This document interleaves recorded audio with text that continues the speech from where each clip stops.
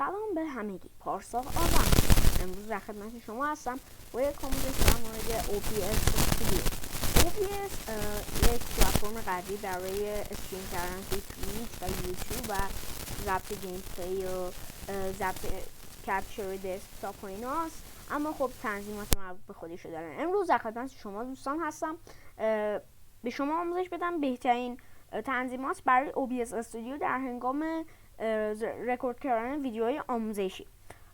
اولین قدم این که شما حتما همیشه باید OBS استودیو رو در حالت ادمنستریتور ران کنید. برای این کار روش راست کلیک میکنید و گزینه ران از ادمنستریتور رو میزنید. اما خب یه کار دیگه هم میشه کرد که هی نخواهیم کلیک راست کنیم و ران از ادمنستریتور رو بزنیم.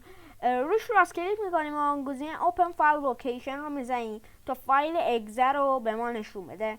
برای فایل اگزه راست کلیک میکنیم، پراپرتیز رو میزنیم، کامپتیبیلیتی رو میزنیم و تیک run this program as an administrator رو میزنیم تا همیشه دیگه خودش به عنوان ادمنستریتور باشه. گزینه اپلای رو میزنیم و برای گزینه اوکی کلیک میکنیم.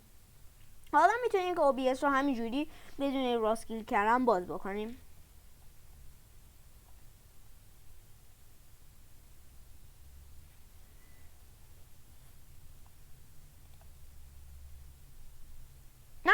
OBS استودیو هم اکنون باز شد.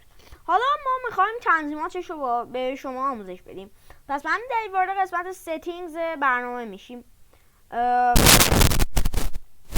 و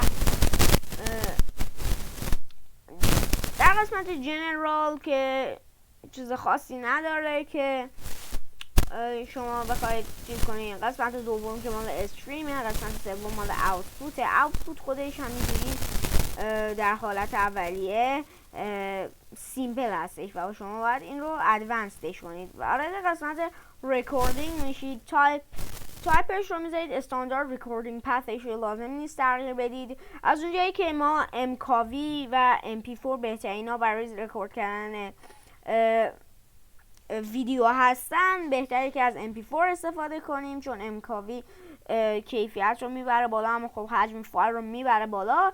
انکودر مورد استفاده هم دو تا داریم، سه تا داریم که یکیش دیفالت، دو تا دیگهش بستگی به CPU تون داره.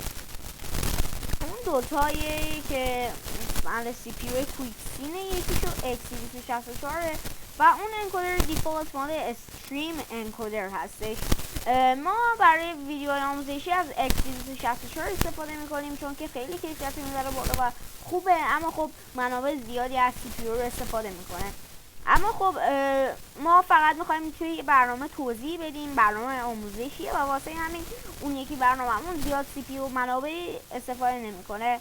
از قسمت ریت کنترل میرید CRF رو انتخاب میکنید و برای اینکه بخواید رکوردینگتون 1080 باشه یه عدد بین 20 تا 24 انتخاب کنید و هرچه به سمت 20 نزدیکتر باشه کیفیت بیشتره. من به شما توصیه میکنم 22 یا 23 رو انتخاب کنید و از CPU usage preset هم میتونید هر چقدر به سمت پایین یعنی very slow و placeable ببریدش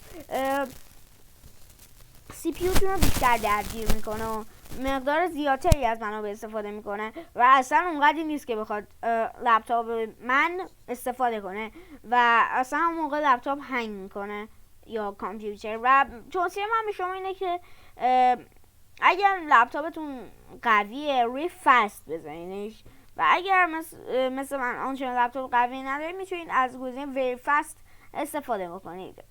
اودیو ویدیو هاتکی ادوانسد هم چیز مهمی نیست. اودیو که مال صداه 48 کیلوهرتز بهترین گزینه است. اگر میخواید دسکتاپ آدیو و صدای دسکتاپتون نباشه اون رو اصلا به طور کامل دیسیبلش کنید و بقیه گزینه‌هاش هم رها کنید به عنوان یک دیفالت.